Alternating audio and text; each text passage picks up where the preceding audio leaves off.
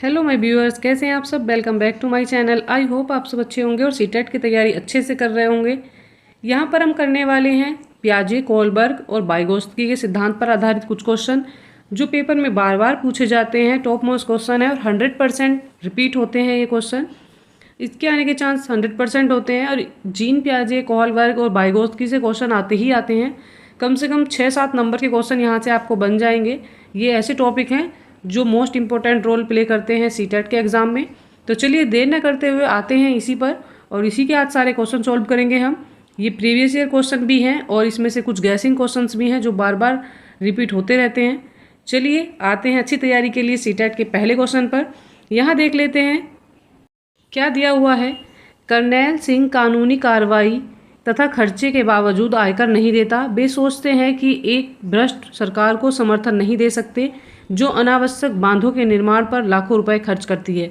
वे संभवतः कोहलबर्ग के नैतिक विकास की किस अवस्था में हैं।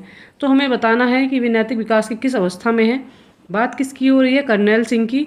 जब मनुष्य क्या करता है, अपना अच्छा बुरा सही गलत सोचने लगता है और उस पर बहुत सोचने के बाद कोई डिसीजन लेता है तो वो कौन सी अवस्था में होता है। तो नैतिक विकास की कोहलबर्ग ने कुछ अवस्थाएं बांटी हुई हैं। उन्होंने कितनी अवस्थाएं दी हैं? उन्होंने दी हैं 3 अवस्थाएं। एक होती है पूर्व परंपरागत, एक परंपरागत होती है और एक होती है उत्तर परंपरागत। और इन अवस्थाओं के चरण होते हैं, प्रत्येक अवस्था के 2 चरण हैं। तो जो कुल अवस्थाएं हैं उनके कितने चरण हो गए हैं? 3 अवस्था हैं और उनके 6 चरण हैं। तो यहाँ पर जो बात हो रही है कौन सी अवस्था में, यहाँ दिया है परंपरागत है, पश्च परंपरागत है, पूर्व परंपरागत है या परापरंपरागत है। तो ये कोई अवस्था नहीं होती है परापरंपरागत, इसको आप कट कर देंगे। यहाँ पर दिया हुआ है पूर्व परंपरागत, तो ये की अवस्था होती है कितनी? 4 से जो बच्चा होता है 10 वर्ष का, ये उनके लिए कार्य करती है। उस अवस्था में बच्चे पूर्व परंपरागत अवस्था में होते हैं। उसके बाद आ जाती है परंपरागत अवस्था जो होती है 10 से 13 वर्ष की अवस्था। तो 10 से 13 वर्ष की अवस्था में अगर बच्चा कोई डिसीजन लेता है, कोई कार्य करता है तो वो आता है परंपरागत स्तर के अंतर्गत। और थर्ड में दिया है पश्च परंपरागत स्तर, तो ये होता है कितना? 13 वर्ष से चलती है ये कब तक? ये होती है प्रौढ़ावस्था तक। और प्रौढ़ावस्था में ही करनैल सिंह है। करनैल सिंह जो है एक पढ़े लिखे कानूनी विशेषज्ञ हैं और उनका मानना क्या है कि अगर वो अपना पैसा किसको देते हैं, सरकार को, इनकम टैक्स के रूप में देते हैं, तो क्या होता है सरकार जो उस पैसे को वेस्ट करती है। अर्थात वो एक प्रौढ़ अवस्था में है और सोच समझकर अपनी चीज़ों का डिसीजन ले रहे हैं। तो ऐसी अवस्था कौन सी हो जाएगी? आपको यहाँ एग्जाम्पल से क्लियर हो गया है, जैसे मैंने समझा दिया है। तो यहाँ पर जो अवस्था हो जाएगी, ये हो जाएगी पश्च परंपरागत अवस्था, को उत्तर परंपरागत अवस्था भी बोलते हैं। ऑप्शन नंबर 2 जो है ये करेक्ट है। चलिए आते हैं नेक्स्ट पर, देखते हैं क्वेश्चन नंबर 2 में क्या है। यहाँ पर दिया गया है निम्नलिखित में से कौन सी संज्ञानात्मक क्रिया दी गई सूचना विश्लेषण के लिए प्रयोग में लाई जाती है। अगर कोई सूचना दी जा रही है और उसमें क्या किया जा रहा है, उसका विश्लेषण किया जा रहा है, अर्थात उसका वर्गीकरण किया जा रहा है, तो बच्चा उसमें क्या कर रहा है। यहाँ पर बोला भी जाता है, जैसे कि आप कोई क्वेश्चन सोल्व कर रहे होते हैं कि उन दोनों चीज़ों का वर्गीकरण कीजिए, उनका विश्लेषण कीजिए, तो तब आप क्या करते हैं? यहाँ पर दिया है ऑप्शन में वर्णन करते हैं, वर्णन नहीं करते हैं किसी चीज़ का, पहचान भी नहीं करते हैं, अंतर करते हैं या वर्गीकृत करते हैं। तो वहाँ पर क्या है? दी गई सूचना का विश्लेषण करना है, तो वर्गीकृत नहीं करना है। दी गई सूचना में क्या करते हैं हम? जब हम किसी चीज़ का वर्गीकृत करते हैं, विश्लेषण करते हैं, तो उसमें हम अंतर करते हैं, उनका डिफरेंस हम खोजते हैं। तो यहाँ पर जो राइट आंसर हो जाएगा वो होगा ऑप्शन नंबर 3। हम क्या करेंगे? चीज़ों में अंतर करेंगे या उनमें डिफरेंस करेंगे। चलिए आते हैं क्वेश्चन नंबर 3 पर।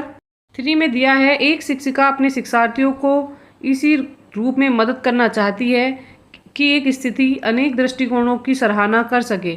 वह विभिन्न समूह में एक स्थिति पर वाद विवाद करने के अनेक अवसर उपलब्ध कराती है। वाइगोत्स्की के परिप्रेक्ष्य के अनुसार उसके शिक्षार्थी विभिन्न दृष्टिकोणों को रिक्त स्थान करेंगे और अपने तरीके से उस स्थिति के अनेक परिप्रेक्ष्य विकसित कर सकेंगे। एक टीचर है, क्या कर रही है? बच्चों की मदद करना चाह रही है। किस रूप में? कि उनका दृष्टिकोण बना सके। कौन सा दृष्टिकोण बनाना चाह रही है? वह बच्चों में क्या करवा रही है? वाद विवाद करवा रही है और उसके अनेक अवसर जो है बच्चों को उपलब्ध करा रही है, जिससे बच्चे क्या कर सकें और अपने हिसाब से उन चीज़ों को सॉल्व कर सकें, दृष्टिकोण को अपना सकें। तो यहाँ पर जो राइट आंसर हो जाएगा, ऑप्शन देख लेते हैं। यहाँ पर टीचर चाह रही है कि बच्चे जो हैं खुद से क्या करें, अपना दृष्टिकोण को आत्मसात करें और नए नए तरीकों के स्थिति के सापेक्ष परिप्रेक्ष्य को विकसित करें। तो यहाँ पर बात की जा रही है आत्मसातीकरण की। तो चलिए ऑप्शन देख लेते हैं क्या कहाँ दे रखा है। यहाँ पर दिया है तर्क संगत है, आत्मसात है, निर्माण है या सक्रियकरण है। यहाँ जो दिया हुआ है वो हो जाएगा हमारा राइट आंसर आत्मसात करना, अर्थात वे दृष्टिकोण को आत्मसात करेंगे, समाहित करेंगे, अपने आप में उस चीज़ को जोड़ेंगे, खुद के अंदर रखेंगे वो चीज़ें, तभी बच्चा अपना दृष्टिकोण बना सकता है और आगे समस्याओं के समाधान कर सकता है। तो इसको बोला जाता है आत्मसातकरण या समाहित करना। चलिए आते हैं नेक्स्ट पर, देखते हैं क्वेश्चन नंबर 4 में क्या है। वाइगोत्स्की के सिद्धांत का निहितार्थ क्या होता है। वाइगोत्स्की के जो सिद्धांत हैं उसमें क्या अर्थ निहित है, अर्थात उनके सिद्धांत का क्या मतलब होता है बताना है हमें। उन्होंने दिया है प्रारंभिक व्याख्या के बाद कठिन सवालों को हल करने में बच्चे की सहायता न करना। तो सहायता करना उनका लक्ष्य है, यहाँ पर दिया है न करना, तो ये गलत हो जाएगा। बी में दिया है बच्चे उन समस्याओं की संगति में श्रेष्ठतम रूप से सीख सकते हैं जिनका बुद्धिलब्धि उनके बुद्धिलब्धि से कम होता है। बच्चे उनसे सीख सकते हैं जो उनके साथी बच्चे हैं या समूह में जिनके साथ खेलते हैं, वो ऐसे बच्चे हैं जो उनसे कम है, जिनकी बुद्धिलब्धि उनसे कम है।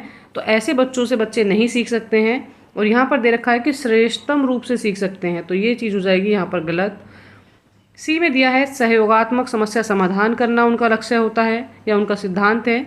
प्रत्येक विद्यार्थी को व्यक्तिगत रूप से दत्त कार्य देना, गृह कार्य देना, ये वाइगोत्स्की के सिद्धांत के अंतर्गत नहीं आता। उनका कार्य क्या है, उनके सिद्धांत हैं कि सहयोगात्मक समस्या समाधान बच्चे कर सकें।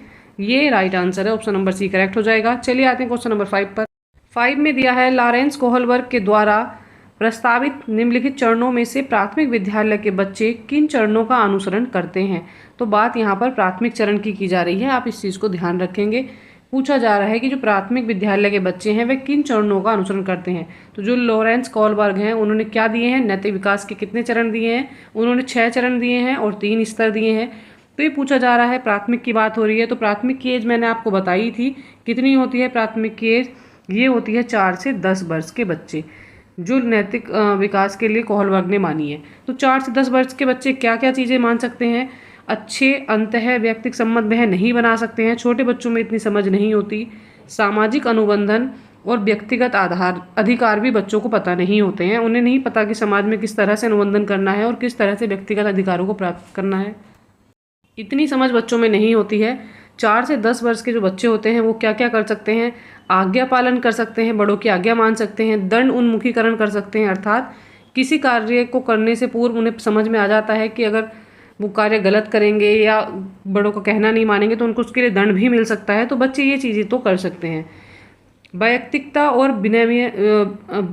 और विनिमय दिया हुआ है। तो यहाँ पर वैयक्तिकता का अर्थ होता है बच्चे क्या कर सकते हैं, अलग अलग समूह के बारे में जान सकते हैं, परिवार के बारे में जान सकते हैं, घर के बाहर की बातों के बारे में जान सकते हैं, अर्थात वैयक्तिकता को जान सकते हैं क्या होती है। और विनिमय भी बच्चे कर सकते हैं, अर्थात जैसे बच्चे कक्षा में कुछ सीख रहे हैं तो साथ के बच्चों से कुछ सीख सकते हैं और उनसे कुछ सीख सकते हैं और उनको कुछ सिखा भी सकते हैं। तो वस्तुओं का आदान प्रदान या ज्ञान का आदान प्रदान क्या कहलाता है, विनिमय कहलाता है। तो ये चीज़ें तो बच्चे कर सकते हैं जो 4 से 10 वर्ष के बच्चे हैं। ऑप्शन नंबर सी और डी रॉन्ग है। चलिए राइट आंसर देखते हैं। यहाँ पर दिया है ए और बी सही है, ए सी सही है, बी ए सही है, बी और डी सही है। तो जो करेक्ट आंसर है वो है हमारा ऑप्शन नंबर फर्स्ट ही करेक्ट है, ए और बी दोनों पॉइंट जो हैं ये सही हैं। चलिए नेक्स्ट पर आते हैं। अगर इस तरह की क्लास आपको चाहिए और आप चाहते हैं कि आपको मैं ऐसे क्वेश्चंस करवाऊँ जो आपकी एग्ज़ाम में बहुत ज़्यादा हेल्प करें, तो चैनल को लाइक कीजिएगा, सब्सक्राइब कीजिएगा और हमें मोटिवेट करिएगा, क्योंकि आपके सब्सक्रिप्शन से और लाइक से हमें मोटिवेशन मिलता है। तो प्लीज़ मोटिवेट करते रहिएगा। चलिए आते हैं क्वेश्चन नंबर 6 पर। 6 में दिया हुआ है विचार न केवल भाषा को निर्धारित करते हैं बल्कि उसे आगे भी बढ़ाते हैं। यह विचार किसके द्वारा रखा गया। किसी ने कहा कि विचार जो होते हैं हमारी भाषा को निर्धारित करते हैं, जैसा हम सोचते हैं तो हमारी भाषा भी उसी के अकॉर्डिंग होती है, बल्कि उसे आगे भी बढ़ाते हैं। ये बात किसने कही थी, जीन पियाजे, कोहलबर्ग, वाइगोत्स्की या पेवलोव। तो यहाँ पर जो राइट आंसर हो जाएगा वो हो जाएगा हमारा वाइगोत्स्की। बात समाज की हो जाती है, समाज में ही भाषा का प्रयोग हो रहा है और विचारों की बात की जा रही है, तो ये सारी बातें किसने की हैं, वाइगोत्स्की ने की हैं। चलिए आते हैं नेक्स्ट पर। यहाँ पर बात की जा रही है क्वेश्चन नंबर 7 में मानसिक विकास की औपचारिक संक्रियात्मक अवस्था की मुख्य विशेषता क्या है। और यह अवस्था वो कब तक होती है? जो 13 वर्ष से प्रौढ़ावस्था तक चलती हुई आती है। तो इस अवस्था में व्यक्ति क्या कर सकता है या बच्चा क्या कर सकता है? वह अमूर्त चिंतन कर सकता है, अर्थात जो चीज़ें उसने नहीं देखी हैं या जो चीज़ें उसके सामने नहीं हैं उनके बारे में भी वह सोच सकता है। मूर्त चिंतन का अर्थ होता है जो चीज़ें प्रत्यक्ष हैं, सामने है, केवल उन्हीं के बारे में सोच सकता है। सामाजिक चिंतन कर सकता है, समाज के बारे में सोच सकता है। या अहम केंद्रित व्यवहार कर सकता है, ईगो वाला व्यवहार कर सकता है कि ये सारे कार्य मैं ही करूँगा या मैं अच्छा हूँ, तो ये चीज़ें सोच सकता है या कर सकता है। यहाँ पर जो राइट आंसर है वो है हमारा option number 1। Option number 1 correct हो जाएगा। जो 13 वर्ष से और प्रौढ़ावस्था तक की आयु होती है, इसमें व्यक्ति क्या कर सकता है?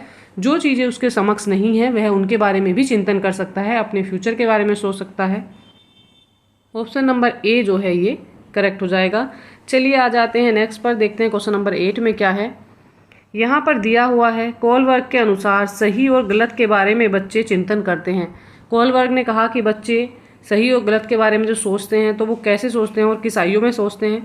ऑप्शन 1 में दिया है अलग आयु में अलग तरीके से, अलग चरणों में समान तरीके से, संदर्भ के अनुसार या अभिभावकों द्वारा प्रदत्त, जो अभिभावक उनको कहते हैं उसके अनुसार। यहाँ पर जो राइट आंसर हो जाएगा वो है हमारा ऑप्शन नंबर 1। अलग आयु में बच्चे अलग अलग तरीके से मतलब सोच सकते हैं या चिंतन कर सकते हैं। हर बच्चा सेम नहीं सोच सकता क्योंकि सब में व्यक्तिगत भिन्नता पाई जाती हैं।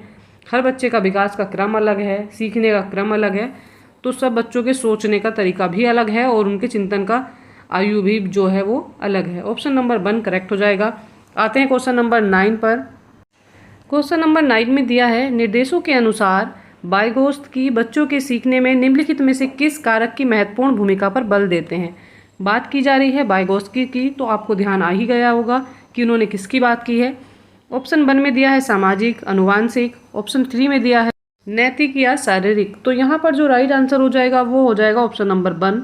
तो उसकी जिन्होंने जो बात की है उन्होंने बात की है समाज की, अर्थात कारक की महत्वपूर्ण भूमिका पर बल दिया है। ऑप्शन नंबर जो 1 है ये करेक्ट हो जाता है। चलिए आ जाते हैं नेक्स्ट पर, क्वेश्चन नंबर देखते हैं 10। क्वेश्चन नंबर 10 में दिया है पियाजे के संज्ञानात्मक विकास के चरणों के अनुसार इंद्रिय गामक संवेदी प्रेरक अवस्था में किस से संबंधित होती है, किससे संबंध रखती है बताना है।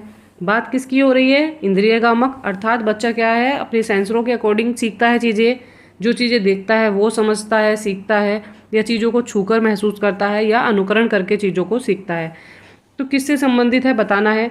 सामाजिक मुद्दों से सरोकार है बच्चों का, बच्चों को सामाजिक मुद्दों से कुछ लेना देना ही नहीं है। यह अवस्था होती है जो होती है कितने वर्ष की? 0 से 2 वर्ष। तो 0 से 2 वर्ष का बच्चा सामाजिक मुद्दों को लेकर कोई चिंतन नहीं कर सकता है। ऑप्शन नंबर जो 1 है ये रॉन्ग हो जाएगा।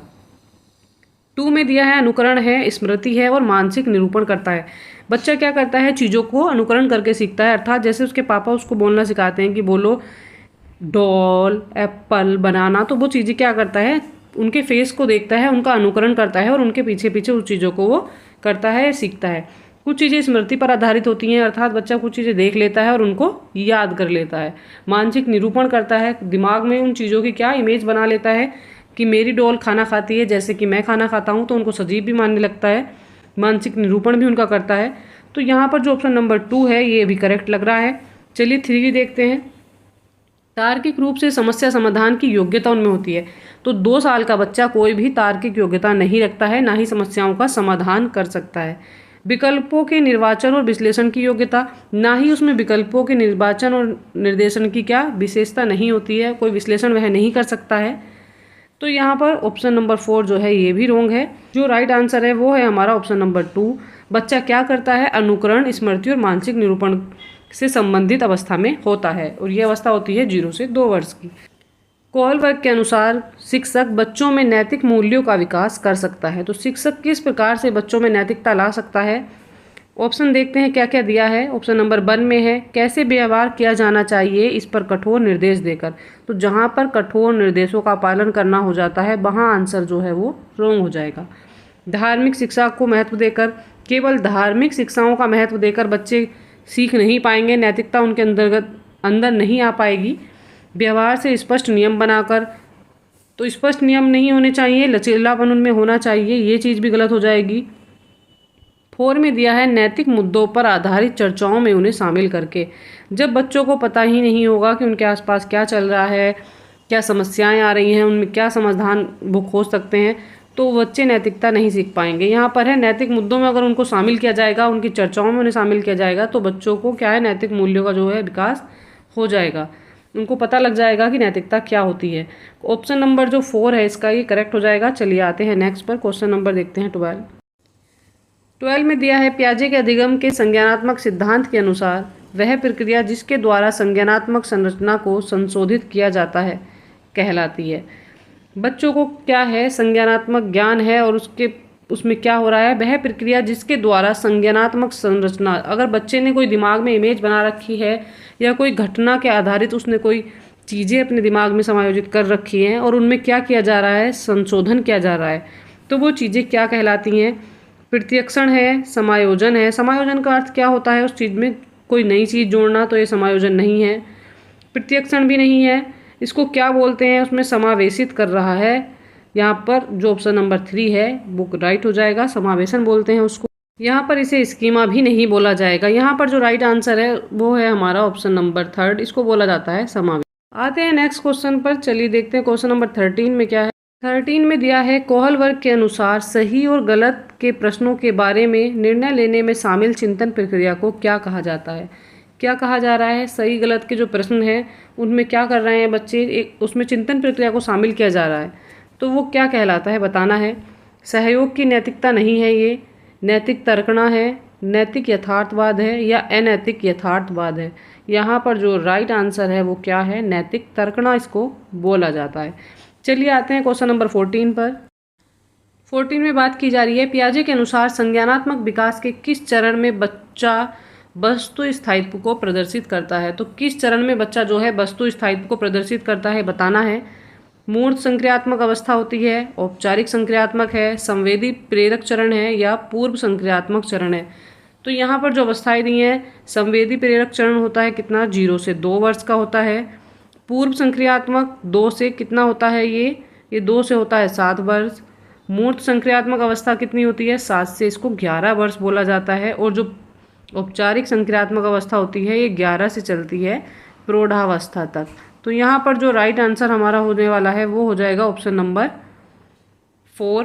पूर्व संक्रियात्मक अवस्था में 2 से 7 वर्ष की अवस्था में इस अवस्था में वस्तु स्थायित्व का मतलब होता है कि बच्चा क्या करने लगता है, बच्चा परिवेश में जो उसके आसपास वस्तुएं हैं उनको पहचानने लगता है।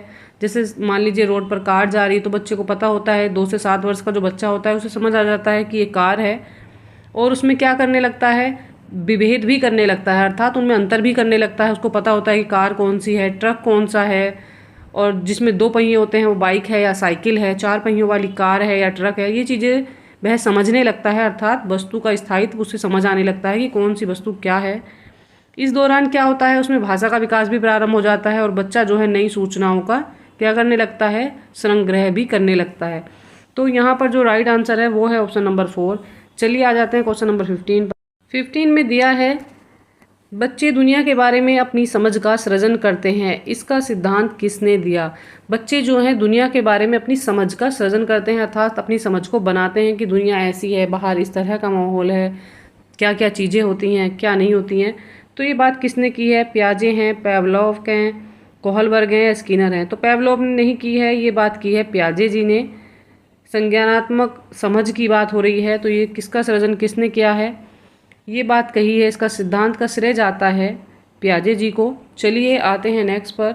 नेक्स्ट क्वेश्चन में देखते हैं, यहाँ पर दिया है वह अवस्था जब बच्चा तार्किक रूप से वस्तुओं व घटनाओं के विषय में चिंतन प्रारंभ कर देता है। अर्थात बच्चा क्या करता है, तर्क देता है और तार्किक रूप से बच्चा क्या करता है, वस्तु और घटनाओं के बारे में चिंतन भी करने लगता है। तो ये कौन सी अवस्था है, संवेदी प्रेरक अवस्था नहीं, क्योंकि ये 0 से 2 वर्ष की है, तो इस अवस्था में बच्चा चिंतन नहीं कर सकता है, वो भी तार्किक रूप से। ये रोंग हो जाएगा। ऑप्शन नंबर 2 देखते हैं। यहाँ दिया हुआ है औपचारिक संक्रियात्मक अवस्था, तो ये अवस्था होती है कितनी, 11 से 13 वर्ष, या आप इसको बोल सकते हैं प्रौढ़ावस्था तक। तो ये भी नहीं होगी, क्योंकि प्रौढ़ावस्था तो सबसे अपर की अवस्था हो जाती है, उससे पहले ही बच्चे में तार्किक चिंतन आ जाता है, तो ये भी रोंग हो जाएगा। यहाँ आता है पूर्व संक्रियात्मक अवस्था।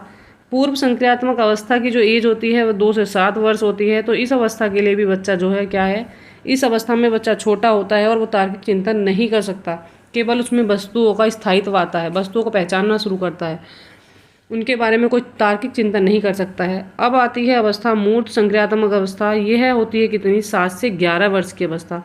और 7 से 11 वर्ष की अवस्था में बच्चा कैसा होता है, उनका जो है चिंतन अब अधिक क्या हो जाता है, क्रमबद्ध हो जाता है और तर्क संगत होना शुरू हो जाता है। बच्चा जो है तर्क संगत मतलब साथ में क्या करता है, सोचता है और उन चीज़ों के बारे में अपने विचार भी रख सकता है, तर्क भी कर सकता है। तो ये तर्क संगत अवस्था या तार्किक चिंतन की अवस्था उसको बोला जा सकता है, बोला जाता है। तो यहाँ पर जो राइट आंसर है वो है हमारा ऑप्शन नंबर 4। चलिए आते हैं क्वेश्चन नंबर 17। बच्चों के बौद्धिक विकास की 4 विशिष्ट अवस्थाओं की पहचान की गई। बच्चों के बौद्धिक स्तर की 4 विशिष्ट अवस्थाएं किसने पहचानी और उनकी पहचान किसने की, बताइए। कोहलबर्ग है। कोहलबर्ग ने नैतिकता के सिद्धांत दिए हैं। एरिक्सन नहीं है, स्किनर भी नहीं है। यहाँ राइट आंसर है पियाजे। ऑप्शन नंबर 4 जो है ये राइट हो जाएगा। पियाजे जी ने बौद्धिक विकास की 4 अवस्थाओं की पहचान की। चलिए आते हैं क्वेश्चन नंबर 18 पर।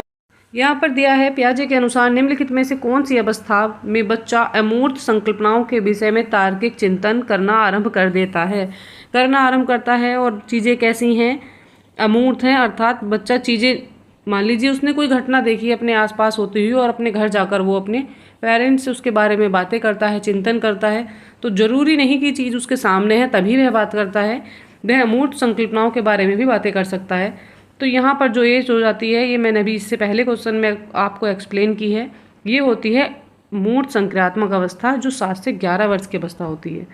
ऑप्शन नंबर ए जो है ये राइट हो जाएगा, बाकी ऑप्शन जो है आप उसको कट कर देंगे। चलिए आते हैं नेक्स्ट पर, देखते हैं क्वेश्चन नंबर 19 में दिया है, पियाजे के अनुसार विकास की पहली अवस्था जन्म से लगभग 2 वर्ष की आयु के दौरान बच्चे सबसे बेहतर सीखते हैं। अनुकरण के द्वारा सीखते हैं और अपनी किसके द्वारा सीखते हैं, अपने सेंसर्स के द्वारा सीखते हैं, अपनी इंद्रियों के द्वारा सीखते हैं। इसको संवेदीगामक अवस्था कहा जाता है, इंद्रिय गामक अवस्था भी कहते हैं इसको। तो यहाँ पर ऑप्शन देख लेते हैं क्या क्या है। निष्क्रिय शब्दों के द्वारा समझते हैं, जी नहीं। अमूर्त तरीके से चिंतन के द्वारा भी छोटा बच्चा नहीं समझ सकता है, बात 0 से 2 वर्ष के बच्चे की है। भाषा के नए अर्जित ज्ञान के अनुप्रयोग के द्वारा, छोटा बच्चा भाषा का ज्ञान नहीं रखता, 2 वर्ष तक का बच्चा सही से बोल भी नहीं पाता है, तो भाषा ज्ञान तो बहुत दूर की चीज़ हो जाती है। इंद्रियों के प्रयोग के द्वारा, तो जी हाँ, बच्चा जो है इंद्रियों के प्रयोग के द्वारा ही सीखता है। ऑप्शन नंबर जो 4 है ये करेक्ट है। वह स्तर जिसमें बच्चा किसी घटना एवं वस्तु के बारे में तार्किक रूप से सोचना शुरू कर सकता है कहा जाता है। शुरू करता है अर्थात सोचता नहीं है, शुरू करता है उसके बारे में। तो यहाँ पर बात की जा रही है कौन सी अवस्था की, संवेदन प्रणोद अवस्था ये नहीं होगी, औपचारिक अवस्था भी ये नहीं होगी, मूर्त संक्रियात्मक या क्रियात्मक अवस्था नहीं, इसको बोला जाता है पूर्व क्रियात्मक अवस्था। अर्थात बच्चा चीज़ों को जो देखता है सामने, तो ये अवस्था होती है कौन सी, ये अवस्था हो जाती है हमारी कितनी, इसको क्या बोलते हैं, ये होती है हमारी 2 से 7 वर्ष की अवस्था। और इस अवस्था में बच्चा जो है चीज़ों के बारे में थोड़ा बहुत सोच सकता है। जो मतलब 2 साल के बच्चे के लिए तो आप नहीं कहेंगे, पर जो बच्चा होता है 6 साल का या 5 साल का, तो उस बच्चे में इतनी समझ आ जाती है कि वो घटनाओं को देखकर उनके बारे में थोड़ा बहुत कुछ अपनी समझ लगा सकता है। तो यहाँ पर पूर्व क्रियात्मक अवस्था या पूर्व संक्रियात्मक अवस्था इसको बोला जाता है। चलिए आते हैं नेक्स्ट पर, देखते हैं क्वेश्चन नंबर 21। क्वेश्चन नंबर 21 में है, निम्न में से किसका कथन है कि ज्ञानात्मक विकास नकल पर आधारित न होकर खोज पर आधारित होता है। तो ज्ञानात्मक विकास जो है नकल पर आधारित होकर खोज पर आधारित होता है। तो किसने कहा है नकल पर आधारित नहीं है, जीन पियाजे, कोहलबर्ग, स्किनर या बायगोस्ट की। जहाँ पर बात ज्ञान संज्ञान की होती है वहाँ पर किसका नाम आता है, जीन पियाजे का। तो आप ये चीज़ें याद रखेंगे। कुछ कुछ मेन पॉइंट होते हैं जो मैं आपको एग्जाम से पहले समझा दूंगी, जिससे कि आप आंसर में बिल्कुल भी मिस्टेक ना कर पाएँ। अगर आपको आंसर नहीं आते हैं और जो ट्रिक मैं आपको बताऊंगी अगर आप वो फॉलो कर लेते हैं फिर भी आंसर लगा पाएंगे। चलिए आते हैं नेक्स्ट पर, देखते हैं क्वेश्चन नंबर 22। निम्नलिखित में से किसने बच्चों की अंतःक्रियाओं को उनके विकास का मूल आधार माना। तो अंतःक्रिया की बात किसने की, और अंतःक्रिया कब होती है, जब बच्चा समाज का सक्रिय सदस्य होता है, अर्थात समाज में रहकर सीखता है। तो ये बात किसने की है, आपको ये समाज के नाम से ही क्लियर हो गया होगा। कोहलबर्ग नहीं है, उन्होंने नैतिकता की बात की है। वाइगोत्स्की हैं, पियाजे हैं, स्किनर हैं। तो ये बात की है जी हाँ लेव वाइगोत्स्की ने। सामाजिक क्रिया, सामाजिक अंतःक्रिया की बात जो करते हैं वो वाइगोत्स्की करते हैं। ऑप्शन नंबर 2 जो है ये करेक्ट हो जाता है। चलिए आते हैं नेक्स्ट 23 देखते हैं। 23 में दिया है निम्न में से किसने नैतिक विकास की अवस्था के सिद्धांत का प्रतिपादन किया। बात की जा रही है किसकी, नैतिक विकास की। तो नैतिक विकास का सिद्धांत किसने दिया, पियाजे हैं, लॉरेंस कोहलबर्ग हैं। ऑप्शन नंबर 3 देखते हैं, फ्रायड हैं या सीयर्स हैं। तो यहाँ पर जो राइट आंसर है वो है हमारा ऑप्शन नंबर 2। नैतिक विकास की या नैतिक अवस्था की बात हो रही है तो किसका नाम आएगा, लॉरेंस कोहलबर्ग का नाम आएगा। ऑप्शन नंबर 2 जो है ये करेक्ट हो जाएगा। चलिए आते हैं नेक्स्ट 24 देखते हैं। पियाजे के अनुसार कोई बच्चा किस अवस्था में अपने परिवेश की वस्तुओं को पहचानने एवं उनमें विभेद करने लगता है। तो ये कौन सी अवस्था होती है, अवस्था में बच्चा ऐसा करता है। ऑप्शन देखते हैं। यहाँ ऑप्शन दिए हैं, मूर्त संक्रियात्मक है, औपचारिक संक्रियात्मक है, संवेदी प्रेरक अवस्था है या पूर्व संक्रियात्मक अवस्था है। तो संवेदी प्रेरक अवस्था 0 से 2 वर्ष है, ये बहुत छोटा बच्चा होता है, इसमें ऐसा नहीं हो सकता है। मूर्त संक्रियात्मक नहीं, औपचारिक संक्रियात्मक नहीं, ये अवस्था हो जाती है 2 से 7 वर्ष की अवस्था, जिसमें बच्चा क्या है, परिवेश की चीज़ों को पहचानना और उनमें विभेद करने लगता है। चीज़ों को पहचानना बच्चा शुरू कर देता है 2 से 7 वर्ष का बच्चा। चलिए आते हैं नेक्स्ट पर, देखते हैं क्वेश्चन नंबर 25 में दिया है वाइगोत्स्की के अनुसार बच्चे साथी समूह के सक्रिय सदस्य कब हो जाते हैं। बाल्यावस्था नहीं होगी, बाल्यावस्था भी नहीं होगी, प्रौढ़ अवस्था भी नहीं होगी। ये अवस्था होती है 13 से 15 वर्ष बोल सकते हैं आप, 18 वर्ष इसको बोल सकते हैं। तो ये जो अवस्था होती है कौन सी अवस्था होती है, ये होती है किशोर अवस्था। किशोर अवस्था में बच्चे क्या होते हैं, अपने साथी समूह के जो हैं वो सक्रिय सदस्य हो जाते हैं। चलिए आते हैं नेक्स्ट पर, देखते हैं क्वेश्चन नंबर 26।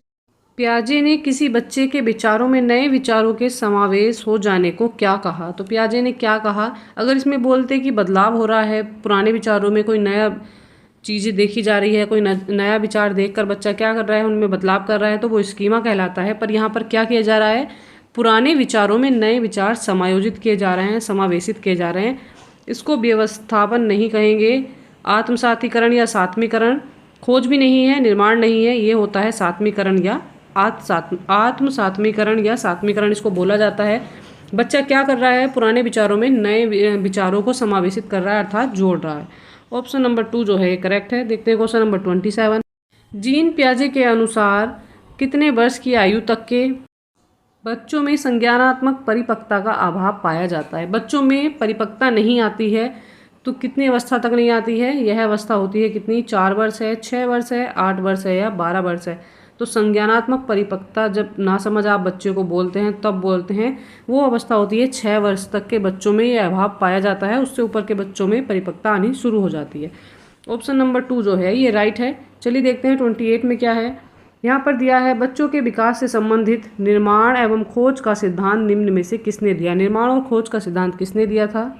यहाँ पर दिया है राइट आंसर किसका हो जाएगा, स्किनर हैं, वाइगोत्स्की हैं, पियाजे हैं, कोहलबर्ग हैं। तो आज हम पियाजे, कोहलबर्ग, वाइगोत्स्की के बारे में पढ़ रहे हैं। तो यहाँ पर जो राइट आंसर है, खोज और निर्माण का सिद्धांत जो है वो पियाजे ने दिया था। चलिए आते हैं नेक्स्ट पर, क्वेश्चन नंबर देखते हैं 29। यहाँ पर दिया है बच्चों में आधारहीन आत्मचेतना का संबंध उसके विकास की किस अवस्था से है। तो आधारहीन आत्मचेतना की बात की जा रही है, इसका संबंध कौन सी अवस्था से होता है। यहाँ दी हुई अवस्था पूर्व बाल्यावस्था है, किशोर अवस्था है, इनमें से कोई नहीं। तो यहाँ पर पूर्व बाल्यावस्था नहीं होगी। आधारहीन आत्मचेतना की बात हो रही है, तो ये अवस्था होती है किशोर अवस्था। उसमें ही बच्चा क्या है, चीज़ों को आधारहीन मानने लगता है, खुद को सबसे श्रेष्ठ और ईगोइस्टिक हो जाता है, खुद को सबसे श्रेष्ठ मानने लगता है, अपने आप को सही समझना शुरू कर देता है, वो आधारहीन आत्मचेतना का शिकार हो जाता है। ऑप्शन नंबर 3 जो है ये करेक्ट है। 30 में देखते हैं क्या है, ये है आज का लास्ट क्वेश्चन। चलिए इसमें देख लेते हैं क्या दे रखा है। वाइगोत्स्की के अनुसार किसी बालक के विकास में महत्वपूर्ण योगदान निम्न में से किसका होता है। तो वाइगोत्स्की ने किसको बच्चे के विकास में महत्वपूर्ण योगदान देने वाला कहा है। परिवार को कहा है, विद्यालय को कहा है, समाज को कहा है या धर्म को कहा है। तो बात जब वाइगोत्स्की की आती है तो आप आंसर लगा देंगे बिना सोचे समझे समाज को। जब बात आती है समाज की, समाज के साथ अंतःक्रिया करने की, तो यह किसने दिया है इसका सिद्धांत, ये दिया है वाइगोत्स्की ने। तो ऑप्शन नंबर 3 जो है ये करेक्ट हो जाएगा। इसी के साथ आज की क्लास भी कंप्लीट हो जाती है। अगर आप चैनल पर नए हैं और आपने अब तक कोई वीडियो नहीं देखी है तो प्लीज़ जाइए चैनल को सब्सक्राइब कीजिए और प्ले लिस्ट में जाकर पुरानी सारी वीडियो देख लीजिएगा। यहाँ पर हम कर रहे हैं सीटेट अपर एंड प्राइमरी दोनों लेवल के लिए पेडागोजी की classes, maths, EVS, Hindi, English की क्लासेस। अगर आपके सब्सक्रिप्शन से हमें मोटिवेशन मिलता है तो प्लीज़ मोटिवेट करिएगा। आपके एक लाइक से हमें बहुत मोटिवेशन मिलता है तो प्लीज़ लाइक भी करिएगा और अच्छी तैयारी के लिए हमारे साथ बने रहिएगा।